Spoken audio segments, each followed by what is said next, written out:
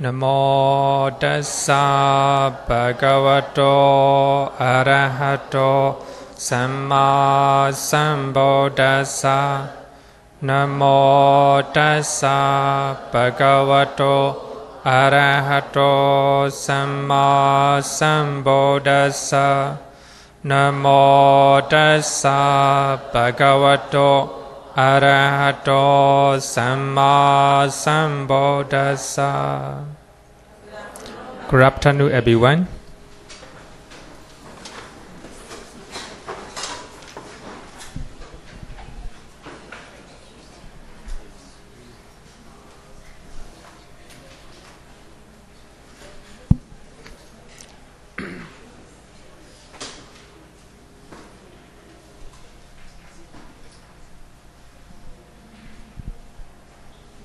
So previous week we're talking about 40 unwholesome mental factors, right? So according to Abhidhamma, we have only 14 mental factors, unwholesome mental factors, according to Theravada, right? According to Theravada Abhidhamma, we have only 14. So all the unwholesome mental states in the Sutta Pitaka in Abhidhamma can be combined here, right? It's only 14, right? Delusion, moha. Whether we talk about moha or avijja, that is the only things. Delusion here, right? Ignorance, shamelessness, fearlessness of wrongdoing, restlessness. So all these four are called unwholesome universes. Because wherever you do unwholesome things, so these are the root, right? But when we talk about 12 akusala cheda, we have only 3 root, right? Because these are 3 major things. Moha, loba, dosa, moha. But among them, wherever you do unwholesome deeds, so they were associated with these 4 mental states. So we can call it these are unwholesome universal root, right? The root of unwholesome things. Then last week we talk about greed, loba, right? Loba. Today we will talk about wrong view, conceit, etc. So among them, the last 4, delusion, shamelessness, fearlessness of wrongdoing, restlessness. So these are called moha group. Moha group, right? Moha group. Greed, wrong view, conceit. Actually, if we use it, egocentric comparison, this is very beautiful. So if we greed, wrong view, and conceit, Māna. So these are called loba group. Loba group, because the loba is leader in this wrong view and conceit, right? And hatred, jealousy, avarice, remorse, these are called dosa group. Because dosa is a leader in these 4. Sloth, torpor, doubt. This also moha group, right? Moha. If we under moha. This is the way to remember. Normally, the first 4 is a moha group. We normally memorize in this way. So the first 4 is moha group, and second 3 is a loba group. And dosa, avarice, hatred, envy, avarice, and remorse. So these are dosa group. The last 3, there's no name, just the last 3, right? It's the way to memorize or remember 40, right? 40.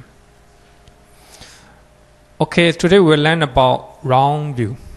So when we talk about the consciousness rooted in greed, we learn about Diṭṭhi, right? And we already talk about Diṭṭhi, but to refresh our mind, right? So this is a Wrong view, Diṭṭhi. Diṭṭhi means seeing and interpreting things wrongly. Diṭṭhi. Actually, in Sutta, when we talk about the word Diṭṭhi, it is a good one. So we have a Diṭṭhi Sampano. In Pali, if we talk about Diṭṭhi Sampano, that means Sotapanna. Because he has a Diṭṭhi. Diṭṭhi means view. Sampana, complete understanding. Sampana. Therefore, so I have there is one Bhante from Indonesia. The name is a Diṭṭhi Sampano. Actually, Diṭṭhi Sampano, who has a very complete wisdom. In Pali Canon, Diṭṭhi Sampana means Sotapanna. So when we learn about, but here they use just Diṭṭhi. So we should use Macchariya. So as you know, in the Noble Eightfold Path, the opposite of the Noble Eightfold Path, we have a wrong view, right? The opposite of right view is wrong view. It's Macchariya in Pali. But here, I don't know why they use Diṭṭhi, right? So anyway, Diṭṭhi means seeing. Actually, Diṭṭhi just means seeing. Seeing and interpreting things wrongly, according to here. So wrong view is normally used with the prefix Maccha. Maccha means wrong, right? Macchariya. The right view is Sammaditthi. It is the opposite of right view. So that means if you understand right view, you understand wrong view. If you understand wrong view, you understand right view. They are opposite, right? Black and white. Black and white. So following are some definition of wrong view, as shown as stated in Sammaditthi Sutta. But actually, Sammaditthi Sutta is wrong. Sammaditthi is wrong view, right? Sorry, right view. Right view. In that Sutta, Venerable Sariputta talk about what are the wrong view, right? So Venerable Sariputta is talking to the monks. So people always say right view, right view. Bhante, what is right view? So the other monks ask Venerable Sariputta. So as you know, Venerable Sariputta is very good at teaching and also very good at explanation. So in Sammaditthi Sutta, so we have a Venerable Sariputta talk about what are the right view. So if you understand right view, we understand wrong view. So they are opposite, right? So based on that, we'll learn about what are the wrong view. Number one, incorrect view about wholesome and unwholesome deeds or actions. So if you understand, if you see wholesome action or wholesome deeds as a unwholesome one. Suppose we have a three bodily unwholesome action, right? Killing is not good. Whether you're killing human beings or animals, right? So if you think that the animals are created by the God, there's therefore nothing wrong to kill them. If you see like this, according to Buddhists, it's wrong view, right? It's wrong view. Then stealing, bribery, or taking bribe is nothing wrong. If you think that, that's wrong view, right? That's wrong view. So any type of bribe is wrong, right? So if you think like this, if you think unwholesome deed as a wholesome one, so that would be wrong view. And also, if you think that unwholesome deed as a wholesome one, wholesome deed as a unwholesome one, so that is wrong view. Is a very important part. In Buddhism, we call it Kamma Sakata Sammaditthi. Kamma Sakata Sammaditthi, right view of the ownership for karma, right? Ownership for karma. So as you know, we are owner of our own karma, whether it's good or bad, right? So if we have this type of wrong understanding or wrong view, then we do not blame other people. if something happen in your life, right? We do not blame. Even you do not blame yourself.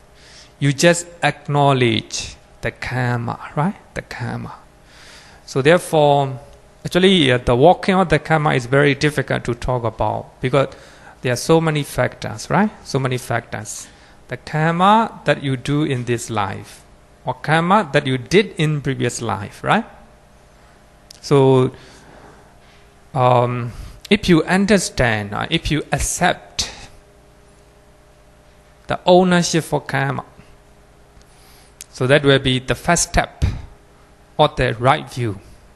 If you don't have that one, you have the wrong view, right? Sometimes not only our own karma, but also the karma of other people, right? So as I earlier said that sometimes we need to help poor people, right? Poor people. So their need is not sufficient. So you cannot support their need, all their need. So then you feel sorry in your mind. A sorry or pity in your mind is not healthy mind according to Buddhism, right? So you must have compassion, but you don't have to have a sorrow or pity in your mind, right? But if you have sorrow or pity to those unfortunate and poor people, that means you do not have a right view about the ownership for their karma, right? Actually, they are poor because of their karma. But of course, we have to help them as much as possible, right? So therefore, if you do not have a right view about the first one, as I always said, is it that how to say the first step for the Buddhist, we must have this view, right view, ownership for our karma. So we are ownership for our karma, right? Normally, it's very weird that we don't want to admit, we don't want to accept that reality, right? Because we have a wrong view, right? Wrong view. The second one is a incorrect view about the root of wholesome and unwholesome deed. This is higher because you trying to deepen your understanding, right? So you go into the deep. But we need your, we call it samatha vipassana, right? So if you have a certain level of concentration, you were able to acknowledge the existence of the root of wholesome or unwholesome deed, right? This is the second stage. And the last one, incorrect view about Four Noble Truths. So as I said that this is for the advanced Buddhist, right? Advanced Buddhist. So only you have an understanding about the Four Noble Truths. So you were able to, how to say, bear all the difficulty. Here, Four Noble Truths. The first one is suffering, right? Suffering. Actually, suffering is not only normal one, but also the, how to say that, we call it spiritual suffering as well. Spiritual suffering means because the conditioned phenomena are impermanent, right? So therefore, suffering. So therefore, it is non-self. We cannot control, right? We cannot control non-self. So therefore, it's also suffering. The first one. So if you understand, normally before you become Sotapanna, so it will be a conceptual understanding, right? So we learn, we read from the book, we listen to the Dhamma, right? That will be conceptual understanding. But of course, even you had that level, so you will be able to bear all the difficulties in your life, right? But the first one, not sure. You can accept your good deed, right? But in deeper level, only you have this one, incorrect view about future Four Noble Truths. Then you can able to suffer, every difficulties. So the first one is suffering. Second one is the cause, right? The cause. then there is a cessation of suffering. There is cessation of suffering. We can stop suffering, and there is the way to cessation of suffering, right? So this is the highest. So even this one, we can divide into two: a conceptual understanding and actual understanding, right? Actual and intellectual understanding, actual understanding, right?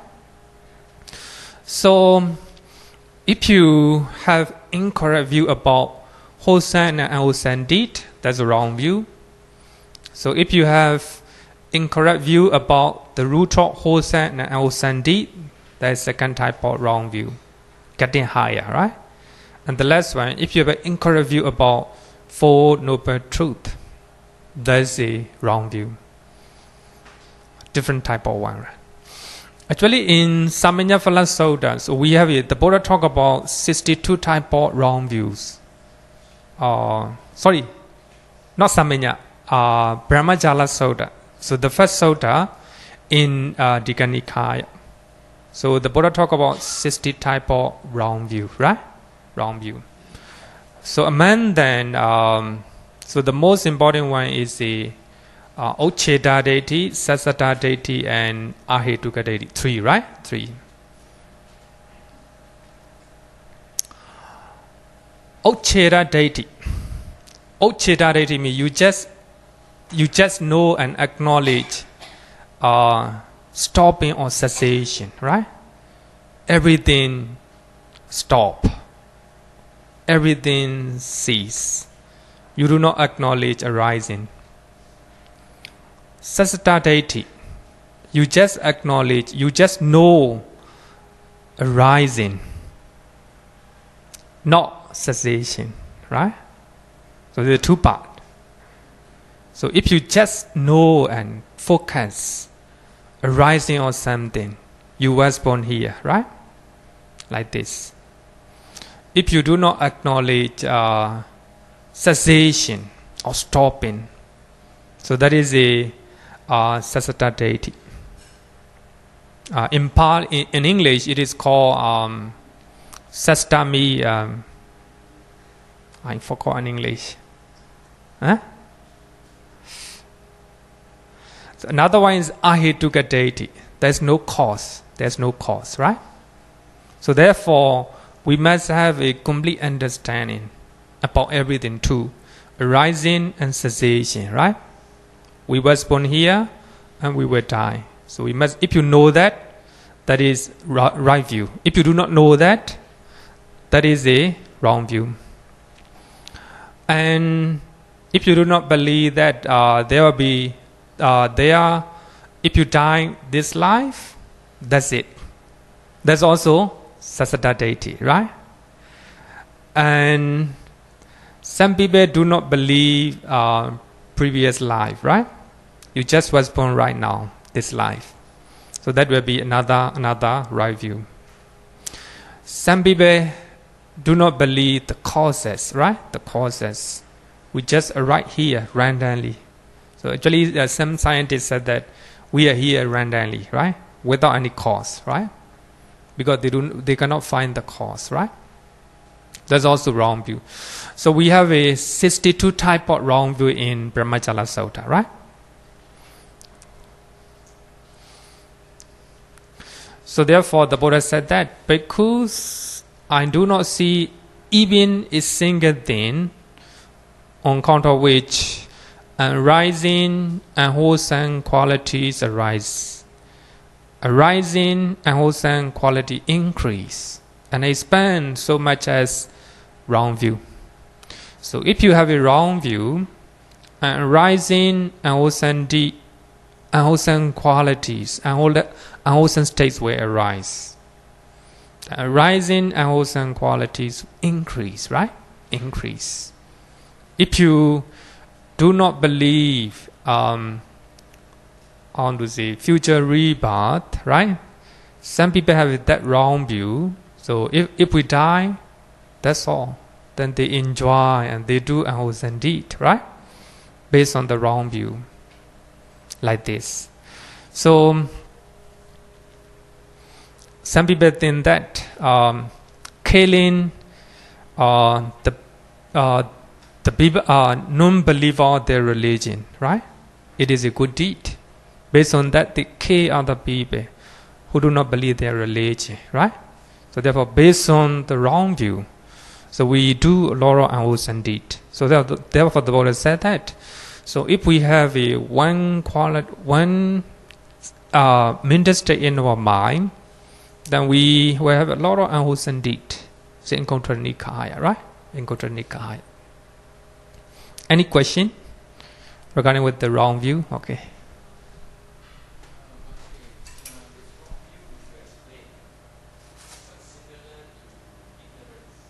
Okay.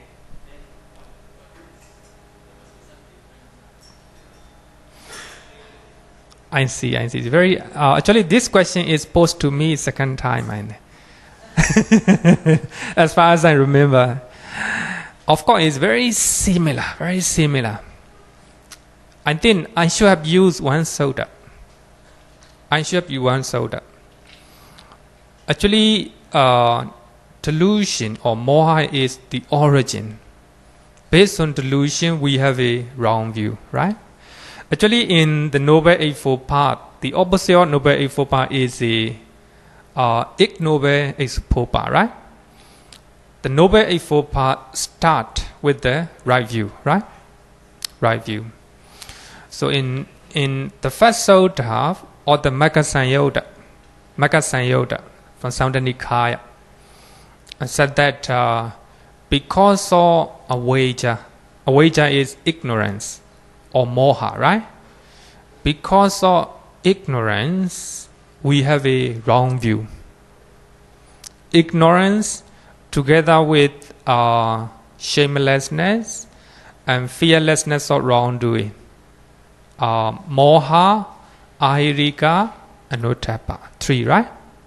So because of these 3, wrong view arises. Because of wrong view, wrong intention arises. Because of wrong intention, wrong speeches, wrong actions, wrong livelihood, and wrong effort, wrong concentration, and wrong mindfulness, right? So here, I think we can learn that the ignorance or delusion or moha is the origin of everything, right? The origin of everything. So therefore, if you have ignorance is not knowing, right? Not knowing the real things. You have a wrong view. But here, of course, this is my explanation is very similar to exactly wrong view, right? Delusion. The reason is when I explain about delusion, I use not knowing, right? Not knowing what is good and what is bad. That is ignorance. But here I use viewing or interpreting. That is different regarding with the usage of the word, right? So not knowing wholesome and unwholesome deed, that is ignorance. Then we view or we interpret wrongly, right? So that is a Diṭṭhi, Macchariya, right? Macchariya. Any question? Okay. Yeah.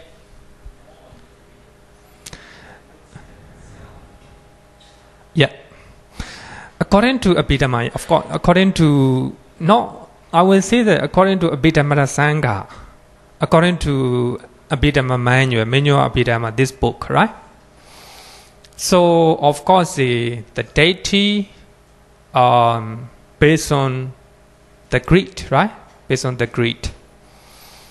According to the Sutta that I refer to, is the nearest cause is the ignorance, moha, right? But of course, moha associate with any type of unwholesome action, right? Moha plus greed, I will say that. Yeah. Any question? Okay, let's go. Another one is a conceit, Māna. That's very interesting things. Conceit.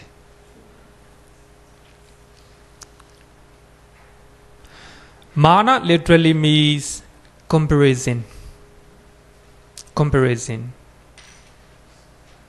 It is a comparison between oneself and others based on ego. That's very important one. Based on ego. Māna actually means comparison. So you compare yourself with other people, right? In terms of status, I am higher. Based on ego, right? It's a very important one. Based on ego.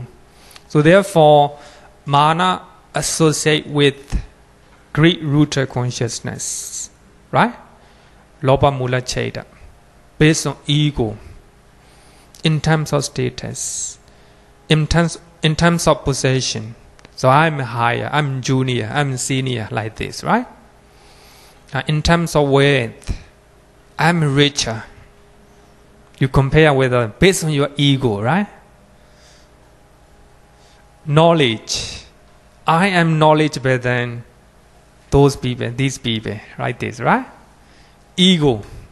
Based on ego, right? That's very important. But if not based on ego, you can compare with other people. It's a very important one. You can compare two countries. You can compare two family. You can compare with yourself and other based on wisdom, right? Based on mindfulness, not based on ego. So here, Māna means comparison. You compare with other people based on ego. Any type of comparison. Beauty, right? I am more beautiful. It's based on ego. Normally, we have a lot of ego, right? In our mind. You might say that even in our unconscious mind, right? So we have a lot of ego. We always think that we are better than other people, right? Even you are ugly, you think that you are beautiful in your mind. That's but you know that you know yourself that you are very ugly, but in your mind you think that you are beautiful, right? You are handsome. That's human nature, right? So we can understand that. But here, Māna means you compare based on your ego, right? But you can compare based on mindfulness or based on wisdom. That's not Māna. That's not Māna, right? We can call it is egocentric comparison. Actually, ego, basically, I think, greed-rooted consciousness, right? Greed. So we have too much attachment to our ego. So therefore, to ourselves. So therefore, the Buddha always teaches to remove the ideal self, right? So if you do not have the ideal self, you are not selfish, right? You will not compare with other people, with the ego. But you are mind very free, right? Very free. So here, Māna can be interpreted or used egocentric comparison. Māna associate with cetas, rooted in greed, because it's based on your attachment to yourself, right? Attachment to yourself. That is according to Abhidhamma Sangha, right? Abhidhamma Sangha. If one compare with other without ego, just based on wisdom, just based on mindfulness, just based on right view and right intention, right? Sometimes you need to compare, right? Two company. you need to compare two staff, right? Two workers, whether they are good or bad. You need to compare. So such type of comparison, based on wisdom, based on mindfulness, right view, right intention, based on the Noble Eightfold Path, I will say, right? Based on the Noble Eightfold Path. That's not right view. That's not Māna. That's not Māna. Actually, we normally use Conceit when you translate Māna. But it's not 100% correct. It's only a part of definition, part of meaning. The definition of Māna is shown in the sense of superiority complex in the facts Abhidhamma text, Dhammasengani. And it is compared with the flag waving in the air. Just like a flag, right? Flag waving in the air. We have to look up, right? It's waving because of the wind. So if you see who have a Māna, then they walk like this, right? They don't care anywhere. They don't care anywhere, right? That is the definition usually shown in the Abhidhamma text, right? Abhidhamma text. So therefore, many Abhidhamma writers, including English translator, follow suit. So they just use conceit. So in the sense of superiority complex, right? I'm higher. I'm higher. Actually, in Pali Canon, Māna generally listed into three types. So the first one, superiority complex. Siyamana. Sorry about my pronunciation. It's a very difficult one to pronounce. Superiority complex, right? Siyamana. Actually, you are higher possession, but you compare based on ego. Don't talk to me, I'm higher than you, right? I am more beautiful than you, like that, right? Actually, you're beautiful, so you compare with them like this. You are very rich, right? And poor people. If you're talking about poor people, don't talk to me, I'm very poor. I'm very rich, right? Then I can give you many things like this, right? Superiority complex, right? Complex. So you compare with other people based on ego, right? Based on ego. As I earlier said, that if you compare with anyone based on the Noble Eightfold Path, I want to say the Noble Eightfold Path, right? It's not Māna. It's not Māna. Equality complex. Actually, there is no English one. Equality complex. But we have a inferiority complex. Hinamana. Actually, you are lower than other people in terms of status, weight, or beauty. But anyway, you trying to compare with them, right? Based on your ego. Don't talk to me, even though I am poor. Then I have such one like this, right? Based on, actually you are lower than other people, but you're trying to compare with them, with the higher people, right? Even that one is still called Māna, right? Any type of comparison. That if you have inferiority complex, it's also not good, right? You are not able to do in the higher level, right? If you have this one also not good. So therefore, Māna can be any type of comparison, right? So therefore, based on these two words, I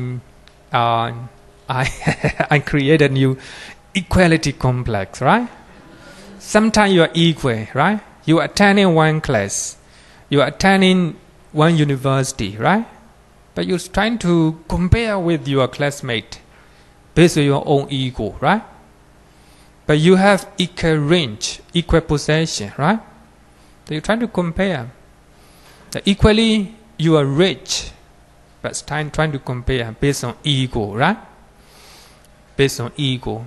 Egocentric or the consciousness rooted in greed, right? Greed. This is the original unwholesome deed, right?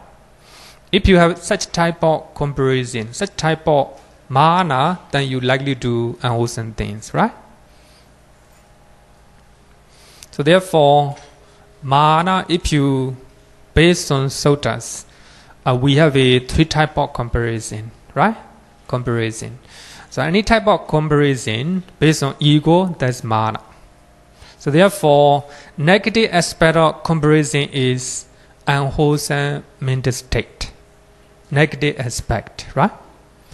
If you compare based on wisdom or mindfulness, then it is not Māna, right? You can compare, right? You can compare. We have to be mindful that not based on ego, right? Not based on ego.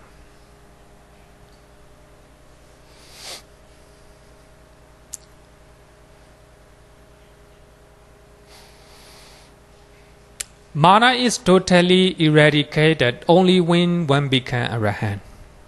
Even Anagami still have a Māna, right? Still have a Māna. Actually, I have shared story of Venerable Anuruddha, right? Venerable Anuruddha. He is Anagami and he has a supernatural power, or we call it psychic power, right?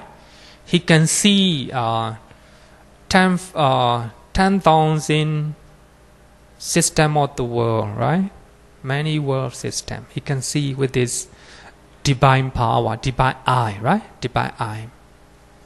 Then he think that if he practice insight meditation, he will become Arahant right away. That is comparison. Very slight, very subtle comparison. Actually, he is not insulting other people. And he think that I have a very deep and very high divine eye, right? Even I can see 10,000 fold system of the world, right? If I practice insight meditation, I can become Arahant very quickly. And thinking like this, he is trying to sharpen his supernatural power for many times. The one his friends who joined the Bhikkhu order together with him, they became Arahant. But he is just Anagami, right? And he have the Māna, a comparison, a type of very subtle comparison, right? Then I can see 10,000 fold system of the world. So if I practice insight meditation, I can become Arahant, right? But if he really practice, couldn't. Long time he try hard, mindfully, and he make a lot of effort to become Arahant, but couldn't. And he is a little bit upset. Then he went to Venerable Sariputta and asked the reason why. And Venerable Sariputta said that you have a Māna. I can see 10,000 fold system of the world, right? I have a divine, very sharp divine power. If I practice, I can become Arahant very quickly. There's Māna, right? Very slight Māna. So such type of Māna is compared with the very tiny dust in your hand. Tiny dust in your hand will not make any difference, right? If you put it in your eye, it will make painful feeling in your eye, right? It depends on which, right? Such type of comparison will not make any harm. So you might say that. So in the business circuit, we have a lot of competition, right? We need to have Māna, otherwise you will fail. You might think like this, but of course, in the normal level, it's nothing harmful, right? Nothing harmful. But when you really practice the Dhamma, it will make you hindrances, right? Hindrances.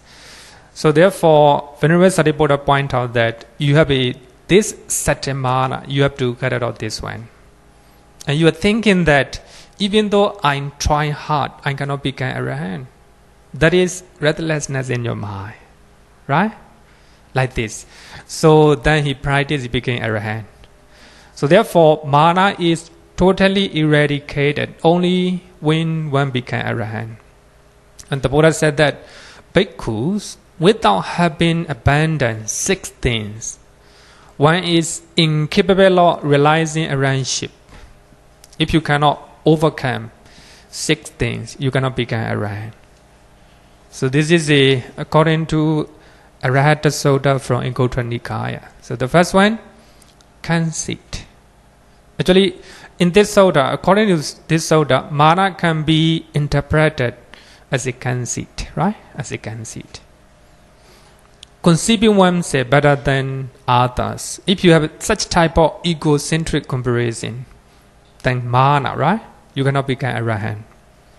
There's no comparison based on ego. Inferiority complex or Māna, thinking that I am inferior. If you compare based on ego, wow, I am less knowledgeable than this kind, and you feel sorry for that, right? Because Māna, inferiority Māna, I am very poor compared to them. That is a egocentric. If you compare with them based on ego, right, you feel depressed. But you can compare to anyone. So wisdom, based on wisdom, right? Based on wisdom. Then number 3, arrogant. Abhidhamma. Your conceit is very, very big that it became arrogant, right? That consider self-elevation. Then self-overestimation, Abhidhamma. You overestimate by yourself. Actually, this one is used when you think that you became something, you achieve spiritual attainment. When you do not attain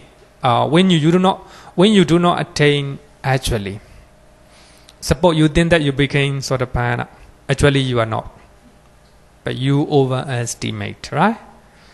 Actually, there are some cases at the time of the Buddha. Some monks, they think that they are arahant, right? So they told other monks they are arahant. But those people, they are not breaking Vinaya rules. Actually, so we have the biggest offense in the Vinaya rules.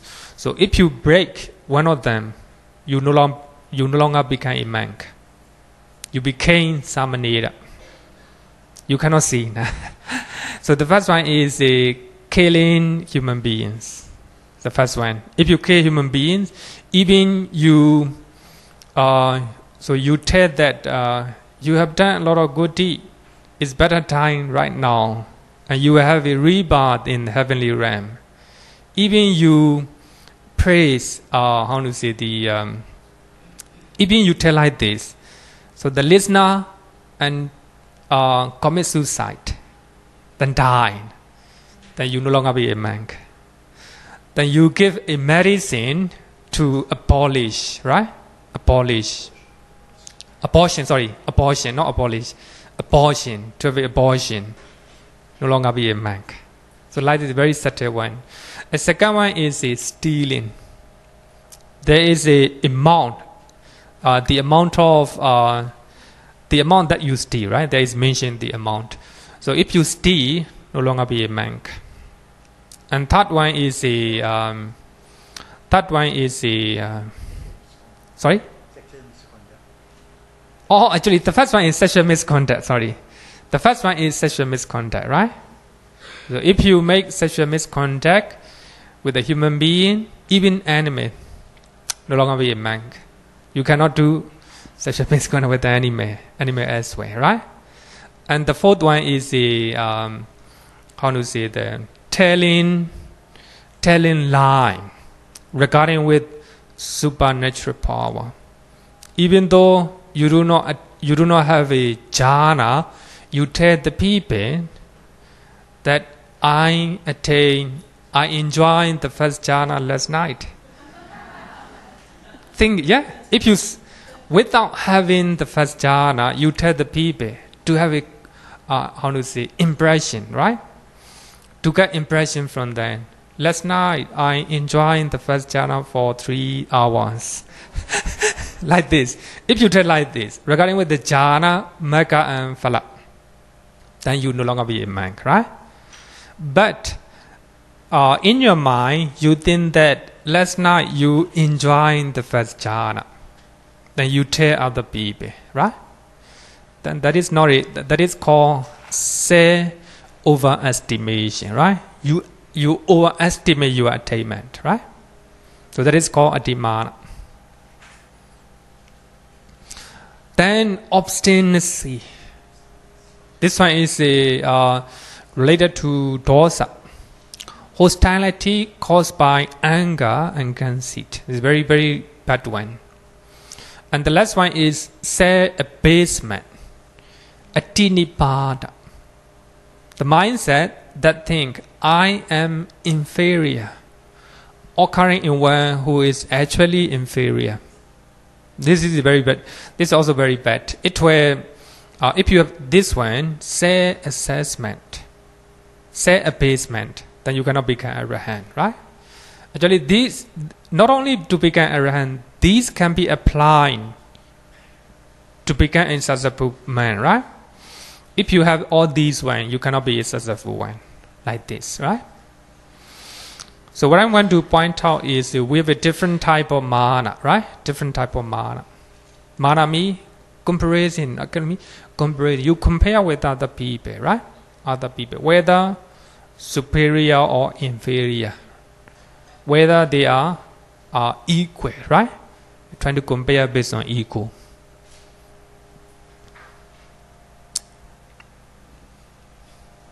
Any question regarding with the Māna?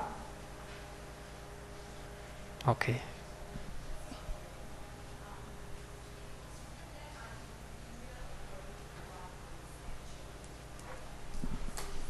Sorry, can you repeat? Can you repeat? What you wrote on the slides, it says I'm inferior, occurring in one who is actually inferior. So it sounded like I am indeed factually inferior. I see myself as inferior, and that is self-abasement. But isn't it a fact that I am indeed inferior? So what is wrong with it? Very good question. Actually, suppose I will compare with myself based on wisdom, not ego. Suppose I'm ugly, right? Suppose I'm ugly. Actually ugly.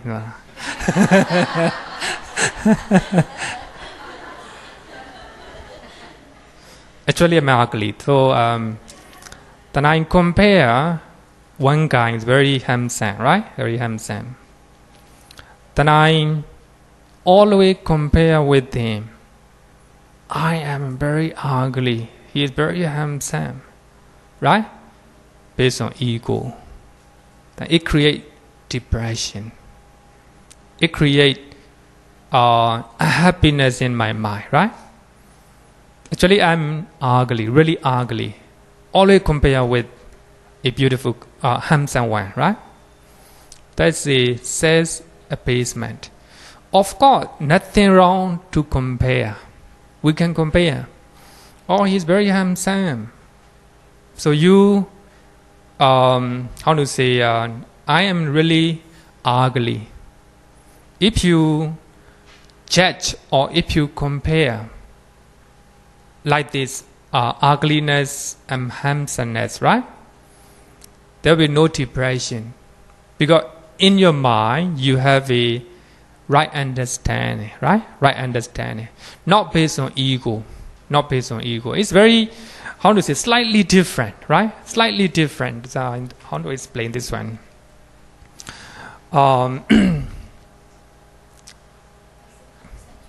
Sorry? Of course, yes. Comparison. Because if I compare with that guy, is a handsome guy, then I understand that he is a more handsome than me. Actually, I compare with the wisdom, not based on selfish idea, right? Selfish idea. So if I compare like this, no depression here, just acknowledge, right? A better things, better quality of that person. I acknowledge, right? He's more handsome. He is richer, right? And he is more educated, more knowledgeable. Then I acknowledge, I want to say congratulate a better quality of that person, right? But in the case of comparing based on ego, there is no congratulation. There is no understanding or no, understanding.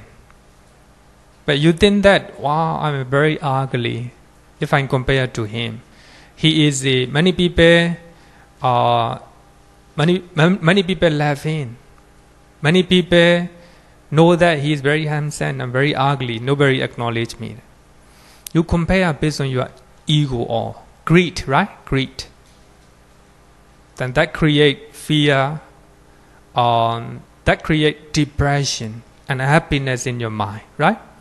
That is too much different if we understand in this way, right? If you understand in this way. So therefore, I said that a comparison based on the Noble Eightfold Path, nothing wrong with this, right? But you know that you are ugly. I know that I'm ugly, right? Then I acknowledge my ugliness. I accept that, right? Because I compare based on right view, right? Right view. But in the case of comparison with that person based on ego, that means you know that you are ugly, but you cannot accept that he is a better quality of that person. It creates jealousy. Even it creates jealousy, right? Or even it creates bitterness, right? You do not like that he is more very popular in the because he's very handsome, right? Very handsome. So it creates jealousy, bitterness, and hatred toward that person. So if you look at around, I would say, I think you can see that, right? You can see that. Okay. Those people that on Arahan, they think the ego will be more. Yeah. But those people that walk out, the ego will slowly reduce a little bit. Yeah. Yeah, you're right. You're right. So if we have a mindfulness, if we are going into the stream, right? The Noble Eightfold Path, our ego become less and less, of course, yes. Okay.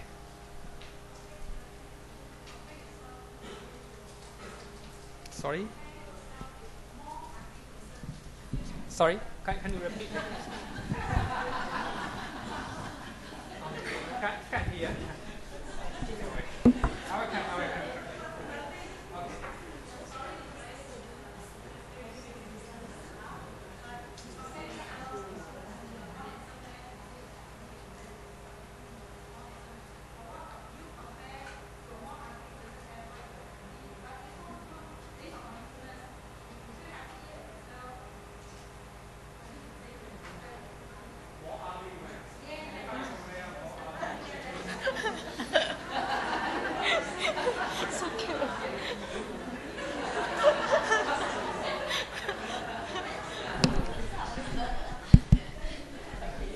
Very interesting question.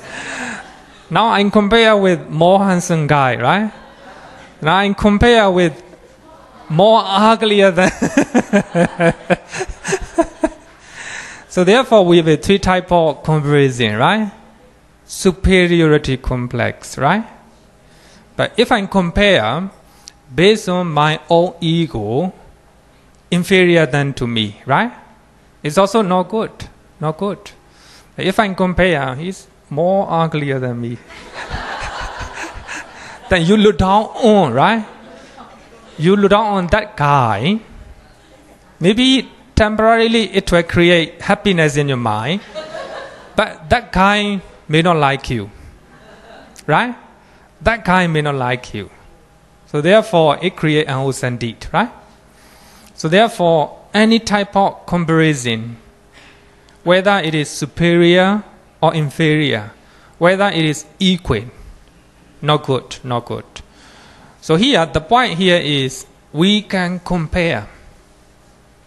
But it must not be based on ego, right? Ego. But we can compare based on wisdom. I think better thing about, we can compare based on the Noble Eightfold Path, right? It's more complete. Mindfully you compare, right?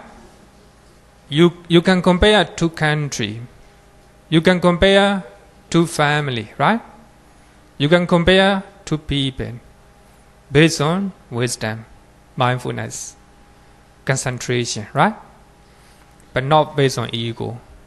If you compare it, it creates an unwholesome deed in your mind, right? It became unwholesome action. If you do unwholesome action, people will also react in the same way, right? In the same way. So therefore, any type of comparison based on ego is called Māna, right? And it's quite clear. If you translate as a conceit, not complete, right? Not complete. Any question? Okay. So let's go to next one, hatred.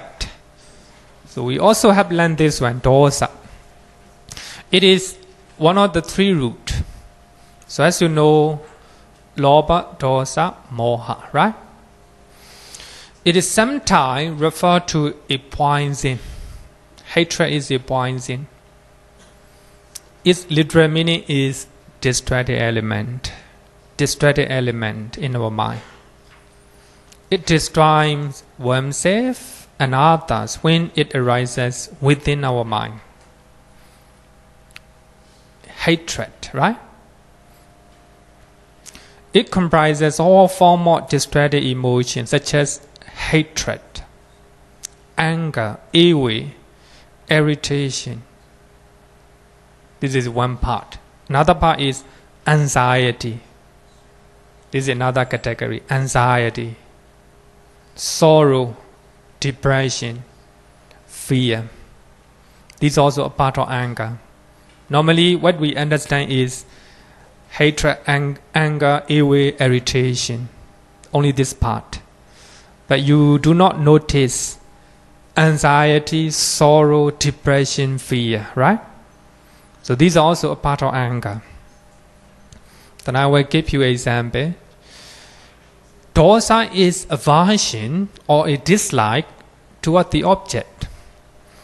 As you know, we have 6 objects, right? Something to see, something to hear, something to touch, something to smell, something to taste, and something to think. Regarding with 6 objects, you do not like, right? You hate it. So that is dosa. And you trying to reject toward them based on dosa, right? Based on dosa. So we have 2 types. Number 1 is atidosa.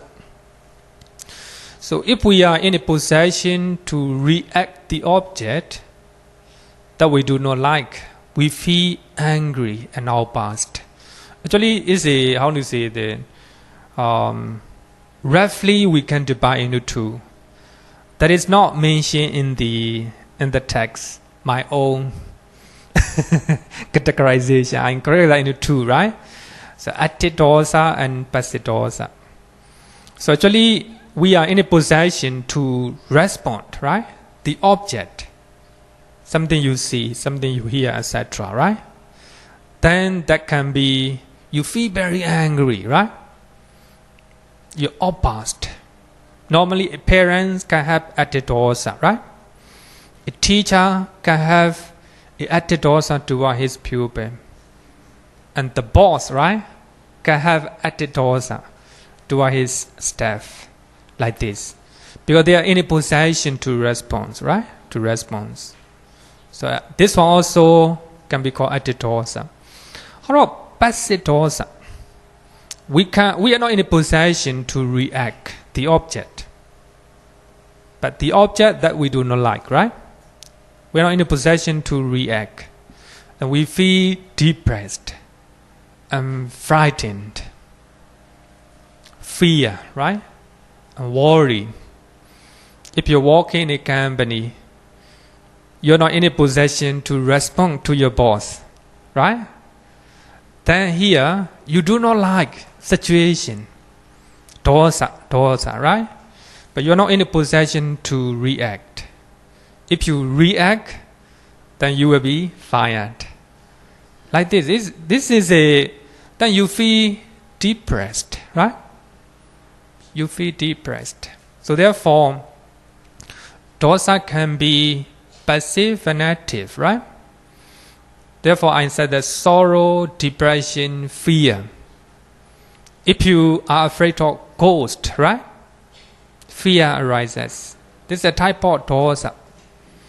But you are not in a position to respond, right? You're weak. Your mind, mental state is very weak. That you are afraid to go certain places, right? Especially night time, right? Night time. You cannot control situation. So therefore, it can be passive dosa, right? So any type of emotional state that you do not like the object, then you do not like one person, right?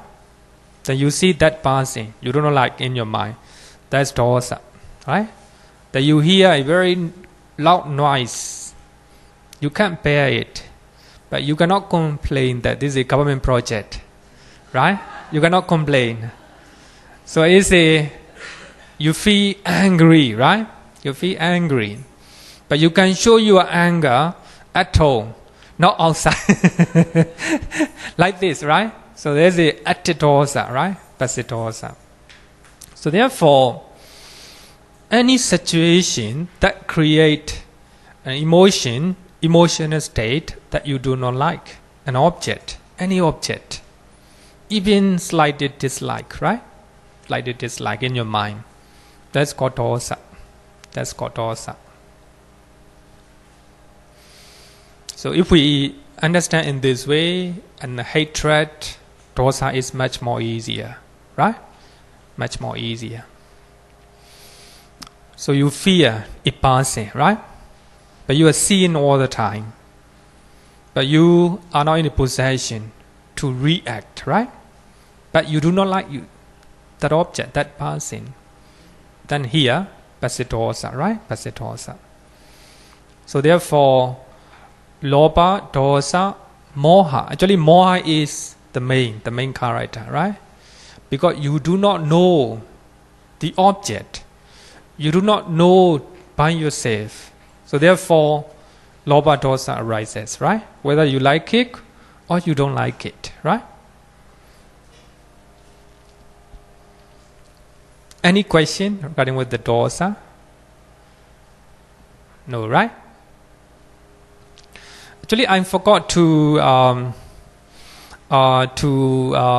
copy the sutta that talk about how to remove your anger, right?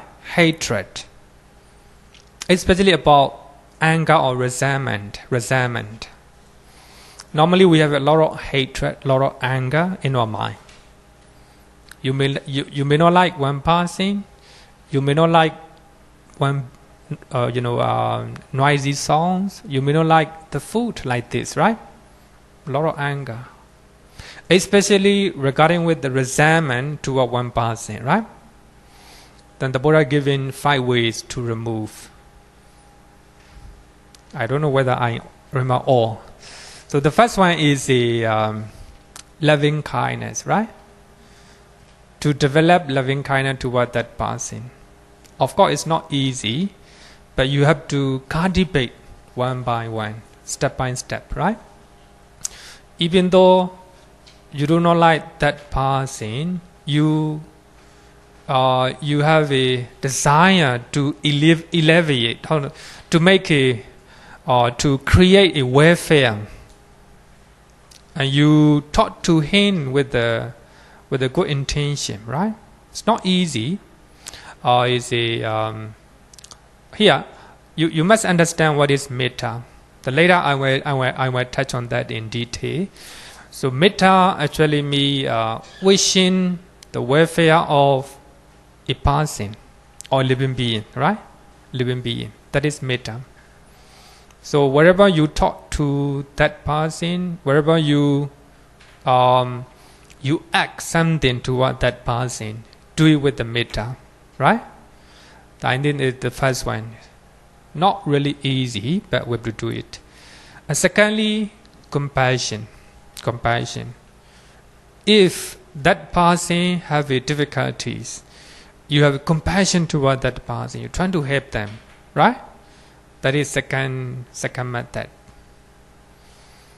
The third one is equanimity. Whatever he say or she say toward you, something you do not like, trying to control your mind, not to feel angry, right? You're trying to balance your mind. Equanimity. I think it's a very good way. Equanimity, right? Equanimity. Trying to balance your mind, not to feel angry, right? That is the third method. The next one is understanding the ownership for your karma, or ownership for the karma. So you think that if he or she is doing bad thing toward you, you're trying to understand that this is his or her own karma, right? And he will face his or her own karma. If I do unwholesome thing toward that person, then I will suffer, right? You're trying to acknowledge, understand the ownership for karma, right? The last, not least, ignore. Ignore me here. Manasikara. Do not make it in your mind. Normally, we are always thinking such people, right? In our mind. Do not try to make it in your mind, right? Do not give a place for such person, right? That is the last not least, right? Do not let that person occupy in your mind, right? That is the 5 way to remove anger, right? Okay. Sometimes compassion, because you are with limitation, so you cannot help the person. You think you have pity and guilt that you actually cannot help the person. This is very inevitable. We know that karma, we are the owner of our own karma. Yeah. The person is the owner of our own karma. But because of circumstances that you cannot help, you also will feel guilty. No, not guilty. If you feel guilty, if you feel sorry, that means it is a unwholesome, unhealthy mind. So therefore, equanimity. How you overcome? Because you see their stage, and then you know they are in a very bad stage, and you can't help them. But then you see, then what can you do?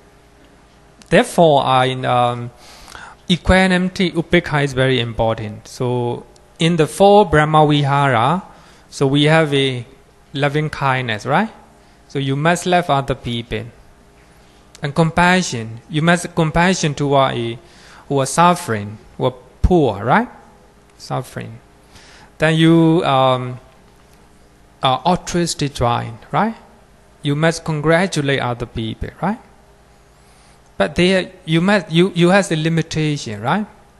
Then you, even the last one, altruistic joy. You congratulate a person, right? But he trying to behave that he is higher than you, like this, in front of you. But you try to congratulate that person, but he is acting that, so I am higher than you. But your altruistic joy has a limit, right? It will tempt to anger, like this. But in any situation, equanimity is very important. Equanimity balance the other people, the other good quality of the mind. Compassion, very good, right? Compassion, very good. But you're trying to help them as much as you can. You practice compassion. But if you feel guilty that your support is not enough, you feel sorry, that means your compassion is fair. But you have to control with the equanimity. Actually, equanimity can be explained, is linking with the karma, right? Karma. So understanding the ownership for their karma. So their unhappiness and their poverty is their own karma. If you cannot control, that means you don't have a equanimity. Sorry? If I see somebody like that, and they say, I cannot help, I already do whatever I can, and I still cannot help them. So, too bad. Just trying to practice equanimity at that time. Trying to understand your limit. So that's all I can do. But try not to be guilty for yourself. And try not to be sorry for them. If you feel sorry here means not normal word, right? Pity. It suffer yourself. That's not wholesome one. Actually, wholesome kusala means that doesn't suffer other people and it doesn't make suffering to yourself as well. Two aspects, right? So, actually, I will treat on that later when we talk about equanimity. It's a very important state, right? Normally, we have such one in. So even last Thursday, I explained about being a monk. So as a monk, we hear good news and bad news from our all devotee, right? So if we see unhappy people and unlucky people, that of course we have a compassion. With your compassion, we try to help them as much as we can. Sometimes we cannot do anything, but we have to balance our mind, right? Equanimity to place. If no equanimity, our life is not balanced. So therefore, as a monk, very important one, right? Very important. We have to cultivate. Three months ago, my father. I am told that my father paralyzed. Cannot talk, but can talk, but not very clear. Then I observe my mind, whether I am whether I can balance my mind or not. It's very serious diseases, right? Because I think 6 or 7 years ago, he suffered a light stroke. Then we can able to make it cure.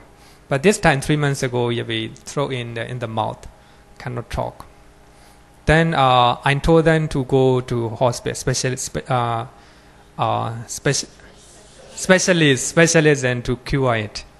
So actually, I observe my mind, trying to balance my mind, right? Not to be.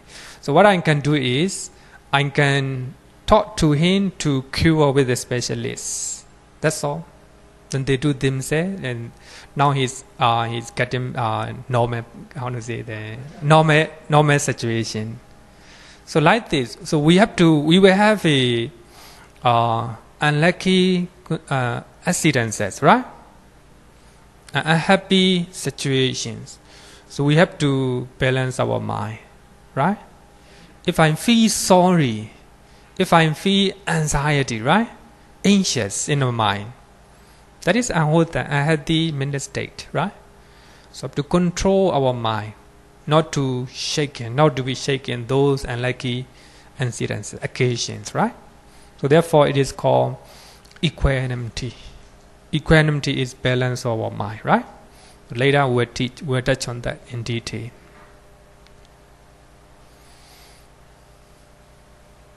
So any question regarding with the hatred? Okay.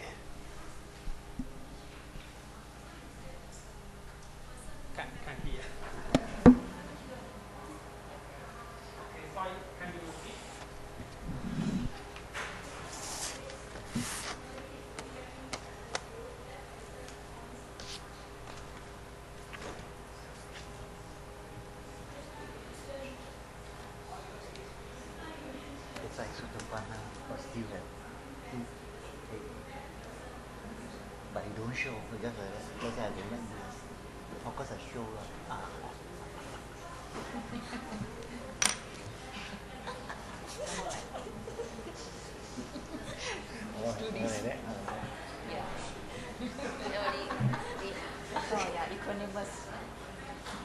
Equanimous is small scale. Keep smiling, smiling. Like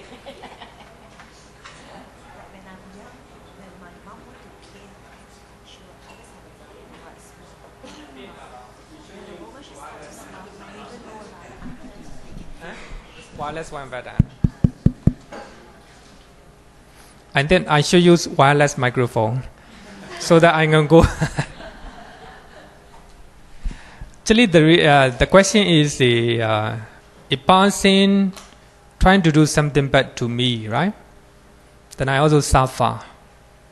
But of course, I understand that this is his own karma, right? He did something wrong to me. He create wrong action. Actually, of course, that may be because of my bad karma elsewhere, right? I may did something bad to him. He responds in the same way. But here, the point is, the moment you have mindfulness, then you understand the karma, right? Because of my karma, he did something bad to me, right? Understanding about the karma. But if you do not accept or understand about the karma, you will respond again, right? It will create bad karma again. But here, you are not responding. But here, you can respond without unwholesome mental state, right? You can respond. Here, you can respond without anger or without greed, without ignorance, right? But no bad emotion, right? So when you make sure that when you're responding, make sure that you don't have any unwholesome mental state. That's very important, right? If you are responding the same way, also create your own bad karma, right? Own karma. That's very important. Okay, so let's go to the next one. Envy, issā, or jealousy. Jealousy. It is a jealousy also related to dosa, right? Jealousy or envy related to dosa. Issā is an aversion toward the success of other people. That's one part, right? And it joins toward the failure of other people. Very bad, right? Very bad. If somebody is successful, cannot rejoice, feel sorry, feel unhappy. That's issā. And if somebody has a failure, very happy. That's also issā, right? You cannot bear that a person is successful, a person is handsome, a person is rich. You cannot see, you cannot acknowledge. You don't like, right? Here is you don't like it. Actually, it is a part of dosa, right? A part of dosa. It's really bad. Normally, even among the parents and children, we have this one, right? The children may have, or the even parents may have this one sometime, right? Issā is a very important one. When it is in mind, one cannot stand the good news of others, cannot congratulate others' achievement. Actually, it's the best way to observe our mind, whether we have jealousy in our mind. Normally, we have a lot of jealousy in our mind, whether it is a good or how do you say, small or big. It depends, right? That we have. Actually, normally we are not mindful. We are not mindful. We have a lot of ignorance, right? So therefore, it creates a lot of unwholesome mental state, jealousy, right?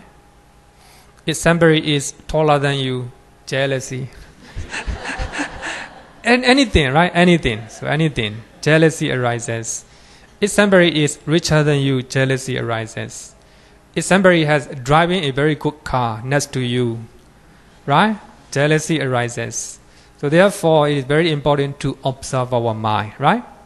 To observe our mind. Whether we have, if slight degree of dislike in your mind create, that's jealousy, right? Very connected with the Māna, right? Comparison based on ego. Comparison based on ego. Some of its manifestations are speaking divisive speeches, gossiping and slandering. So therefore, you have jealousy. You're trying to divide two people. You're trying to divide two groups.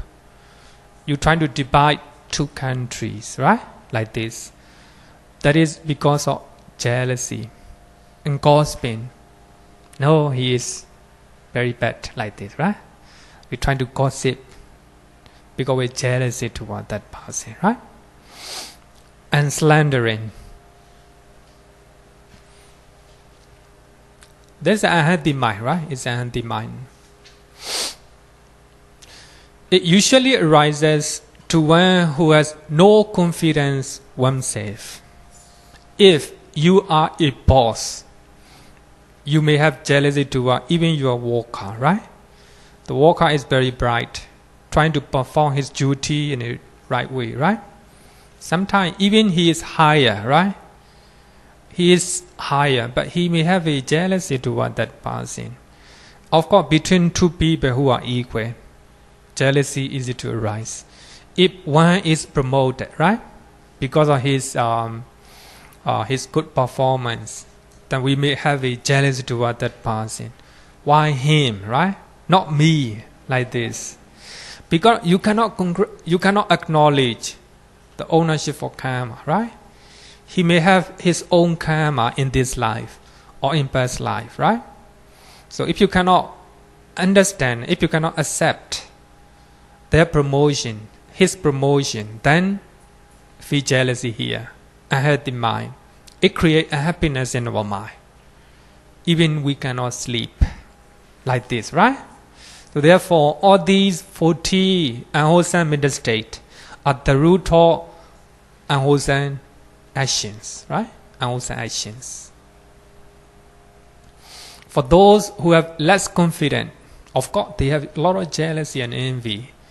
They think that if somebody is higher than their possession, no confidence here, or he may do or she may do something, right? Like this. So it's connected with the confidence. It is a direct enemy of altruistic joy. Cannot rejoice, right? Cannot rejoice. So in Brahmachala Sutta, we have a story of the deities. And even in the deities, among them, they have competition. And some deities, so they see other devas who are brighter and who are, more handsome and more beautiful, and they have a jealousy in their mind. And they create a lot of happiness in their mind. As you know, the body of the devas are too subtle that we cannot see them. So their body is too subtle, and their anger and their hatred, their jealousy too strong that it burns their body and they die. So actually that is mentioned in Brahmachala Sutta. They are called Manobrosika Deva, the deity who dies due to distracted mind.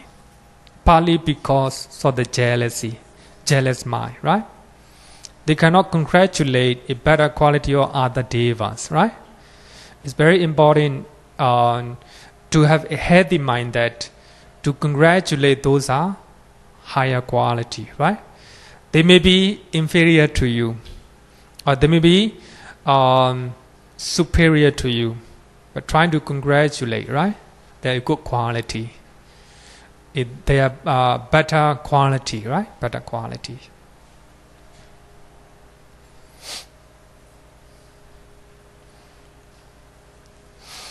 Another one is connected with envy or jealousy is avarice, Macchariya. Macchariya.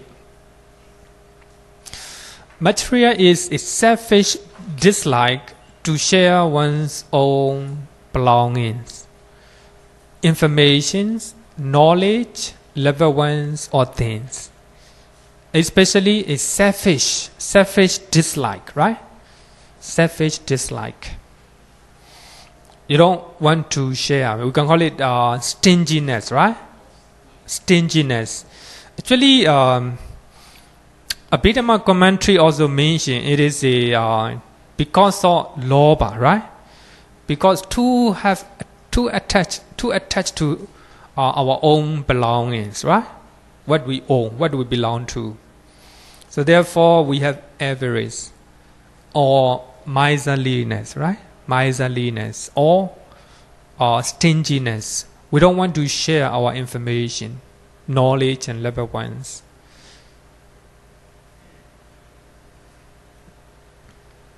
It is aversion or a dislike to share something or someone with other people.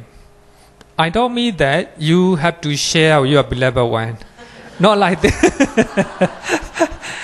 Not like this. Suppose you see your beloved one is talking to other people, right? Then you can't stand. You don't like it. Actually, just talking, right? Just talking. You don't like it. Then somebody is reading your note, right? But you don't like it.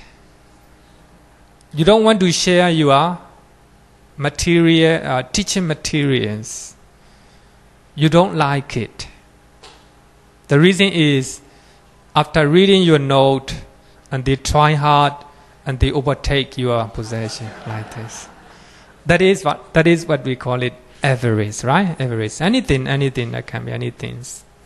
So it's selfish dislike, right? Selfish dislike. But of course, you don't need to share your loved ones, right? You don't need to share. It's quite normal, quite normal. So what I mean is selfish desire. Just talking to somebody you don't like it in your mind. Don't have understanding, right? Understanding like this. Also, you don't want to share Mangala Vihara with other people, right? There's also avarice, something you belong to your. This temple is belong to you, right? If other people are using this temple, you don't like it at all. But of course, if they are using in an appropriate way, right? In improper way, but of course you have to respond. Don't use it, right? But they are using in a better way, a proper way. But here you have avarice in your mind. You don't like it, right? You don't like it. So there is avarice. Something you belong to, right? Something you belong to. Then you have a information, right? Informations. Then you don't want to share with other people. That's also avarice, right? Avarice.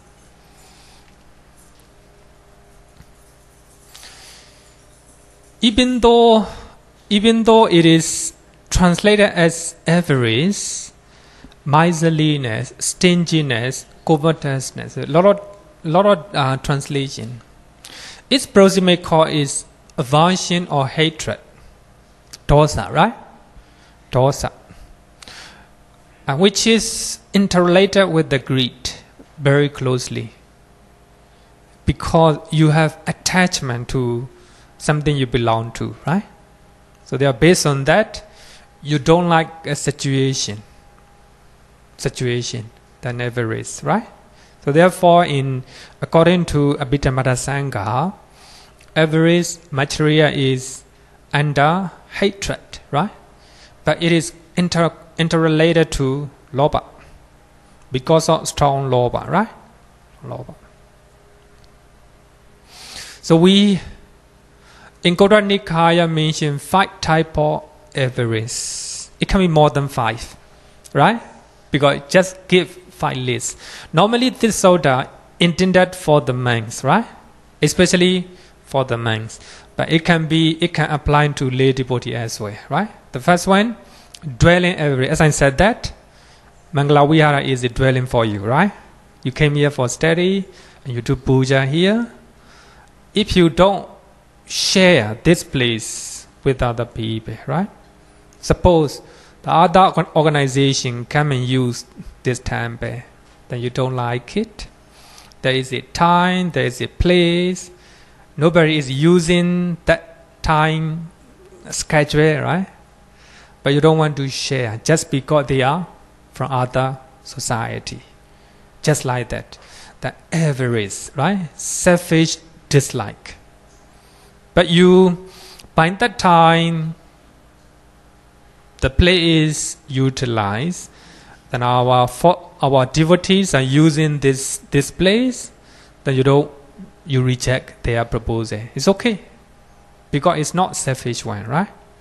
It's selfish one, dwelling. Then I always give an example of you are sitting in the MRT, right? You're sitting, you have a place to sit at the MRT station. You're sitting is sign written for disabled people, right? And old people, you're sitting there. The old people came in. One of the old women came in. Then you pretend that you are sleeping, right? You pretend that you are sleeping. That's also avarice, right? Avarice. You don't like to share that place, right? Like this. You are selfish at the time. You're selfish, right? But if you are sitting the other place, it's okay. Stay okay. But all people came in, weak, right? But few people came in, you should stand up and give the place, right? Even you sit the other place, you stay selfish, right? Selfish. So anyway, according to the government law, it's okay, right? It's okay. It's okay. But if you are sitting in their place, the place, especially needy place, the sub place, it's selfish, right? You pretend that you are sleeping. It's avarice, right? Dwelling avarice. The number 2, family avarice, kula Macchariya, especially for monks. If monk do not like, his devotees are talking to another monk, and association with another monk, attending the classes conducted by another monk. If he doesn't like avarice, very important one for the monks. So if the devotee who is always supporting him and also support other monk, if he doesn't like this one, family avarice. Of course, for normal lay devotee as well, right? Just like that, your beloved one is talking to another person on business, right? Talking about business. Nothing to feel about anything, right? You're doing business. But you don't like it. Avarice, right? Avarice, like this. You don't want to share. Then you have your husband is working for the temple, right? He is free, he can do it. But you don't like it. Avarice, right? You don't like it, avarice, like this. So, kula Macchariya.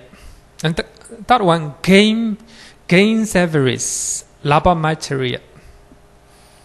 Labha Macchariya, gain avarice. How do I explain this one?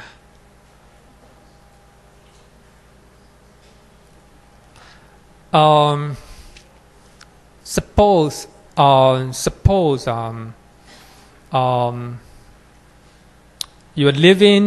you're working for one company, right? Then you have a high salary in that company, right?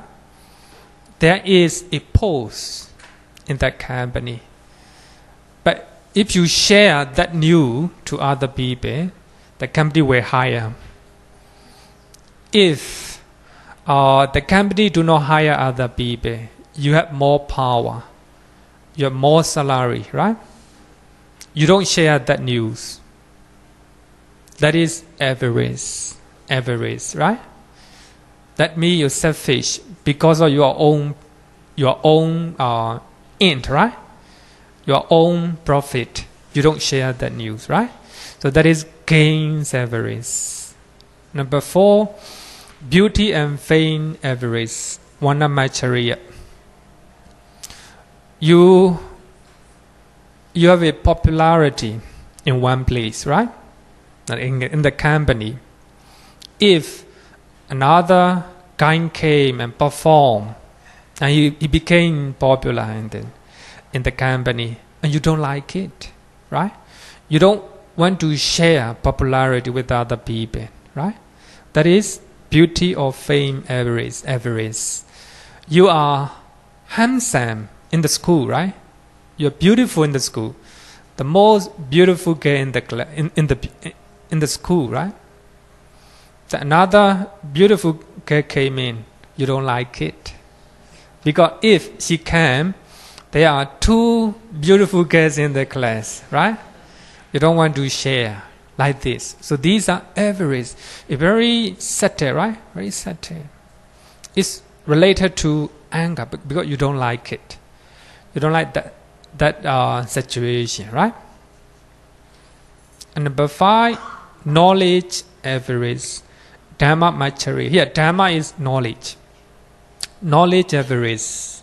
So you don't want to share your knowledge, your information, your teaching materials, right?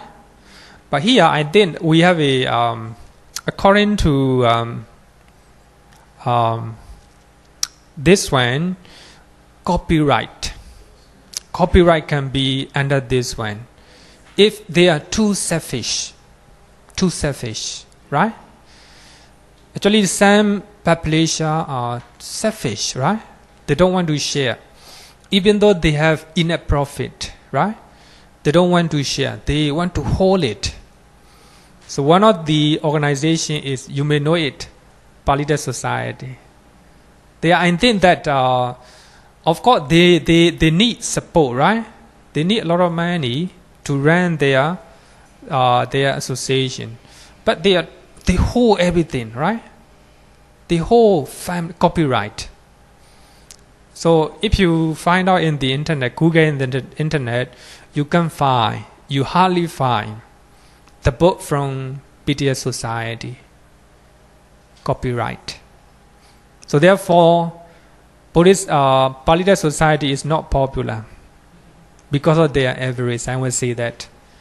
So I agree that we must have a copyright to some extent, right?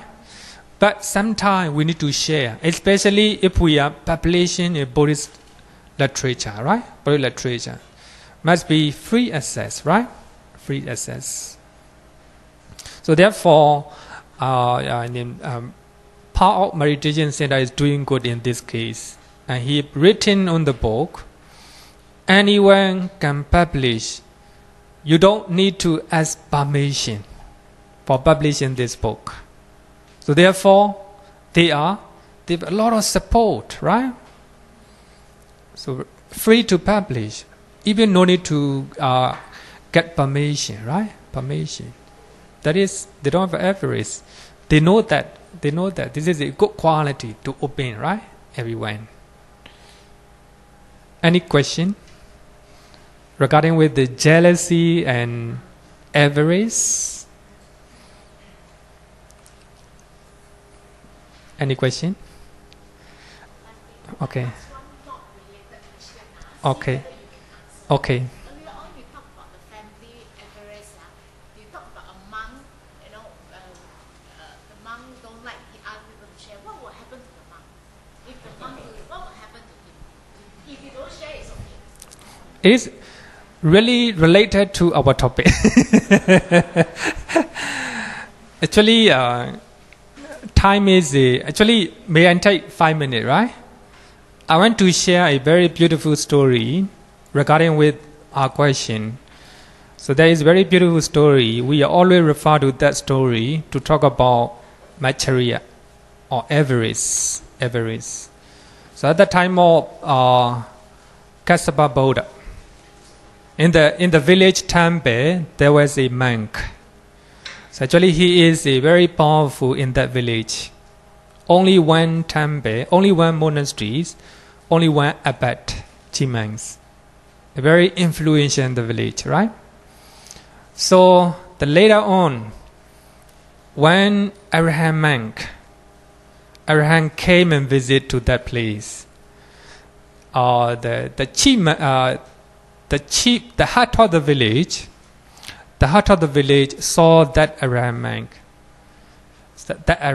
and he is impressed by his behavior and by his movement, everything, right? So he was impressed and he became, he requested to Arahant to stay here, to stay in the monasteries, right? To stay in the monasteries. So Arahant accepted his request. So Arahant stayed there. There's only one man there, right? So when Arahant stayed there, in front of the head of the village, so the monks behave in a good way, right? In a good way. But in the morning, so they have to go for Pinapada, right? Pinapada. But Arahant got up very early and meditate. So that monastery chief monks, and normally he have to ring the bell, right? Ring the bell. But that morning, he used a one grass and ring the bell. It will not make any sound, right? It's more tiny grass. Kusagrat, we use kusagrat. He used a tiny grass kusagrat. He ring the bell. How Arahant can hear, right? But Arahant know it. Arahant know it. But he didn't make any. Didn't say anything. Then he go for Pinapada, right? But when he arrived at the head village house, the head village told the chief monks, where is visiting monk? And he said that he is sleeping. Even though I rang the bell, he didn't hear. Create a lot of uncertainty, right? Even though I rang the bell as a normal time, didn't get up, right? So therefore I came alone. So of course he have a lot of rice and curry in his bowl. On the way he eat it and he throw away everything. So he come back to the village, the temple, and before he go, the head of the village told the monks, Bhante, I give more food for the visiting monk. Please offer to him. And on the way, he eat it and he throw away. Then he went back to his monasteries with the empty bowl, right? Empty bowl. But Arahant know that if he stay in this monastery, that guy will create a lot of unwholesome deed. That he left. So when he arrived at the temple and he learned that there's no visiting man is already left, right? Then he feels sorry. He feels sorry for that, and he died with that mind, thinking that actually I have done a lot of very, very serious bad deed, right? So thinking that unwholesome mental state, so he died very soon, very soon. So as soon as he died, go to hell and suffer a lot, suffer a lot, suffer a lot. At the time of the Gautama Buddha, and he became a beggar. He was born in the beggar family. So as soon as he was born, that family do not have enough food because of his own bad karma. And the village this day also suffer a lot. and they think that there must be a very unlucky guy or very bad guy among ourselves. Before we used to have a lot of money, right? In Baka village. So we need to, make a lucky draw. They divided two partition in the village, and as soon as divided, the group that guy is in, they do not have enough food. The other part, they have a lot of money. So they divided one by one. Finally, only one family. So therefore, even his parents thinking that he have a lot of unwholesome deed, so I think they left. They tried. They abandoned that guy, right? Not poor guy, no enough food, no food to eat. Then one day he met with the Venerable Sariputta. Because of his own karma, because at the time of Kassapa Buddha, he practiced the Dhamma, right? He do some good deed. So even though he have a lot of avarice, right? But he have done a lot of good deed. Because of that one, he met with the Venerable Sariputta. He became a Samanera. Then, whenever he go Panapada, nobody is offering to him. Even he go with another man, and people offer that man, they ignore.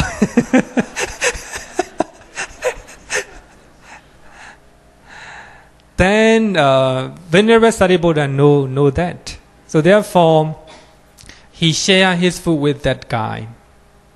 With that Samanera. Actually, if, according to commentary, no commentary is not. Dhammavara commentary. I forgot the story. I forgot this, the name of the story actually. So even Venerable Sariputta give to him. As soon as Venerable Sariputta, do not touch the bowl, then the food inside the bowl disappear. Like this, very poor guy. Then it is a day that he became Arahant. So on that day, so Venerable Sariputta know that he don't have enough food, so he touched the bowl all the time. And that Samanera, not Samanera or man that I forgot. So he eat in his content. So only that day he can eat the food. So the other day he couldn't eat the enough food, right? Because of the karma, right? He suffered in the head a lot.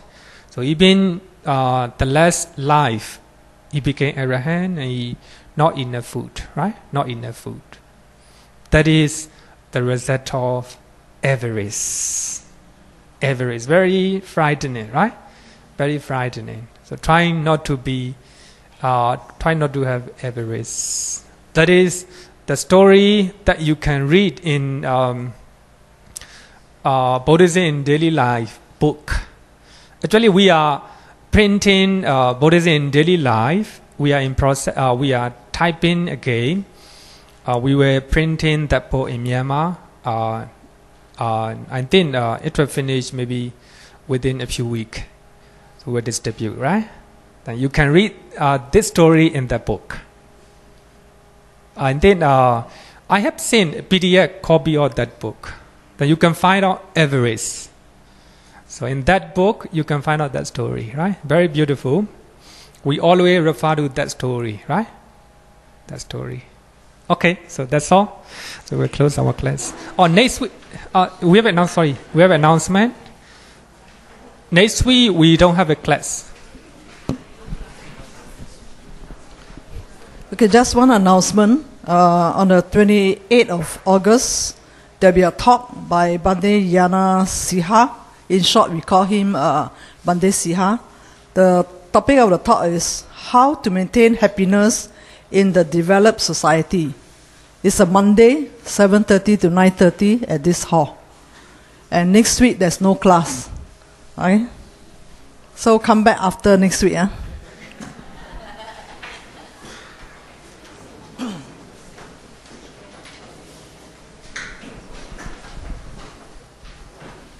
Yo vadatam pavaro manu Jesu Sakyamuni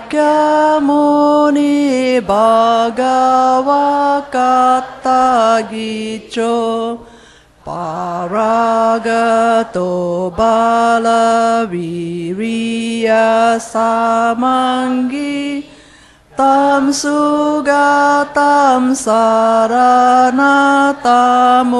Upemi Ragavi Ragamane Jamasokam Dhammama Sankatama Patikulam Madhura mimam pagunam suvibatam Dhamma mimam sararatamuhemi Yata chadinamahapalamahu Jatusu suci supurisa yogesu Atacha pugala dhamma dasate Sangamimam saranatamupemi Sadhu, sadhu, sadhu. Thank you, Bhante.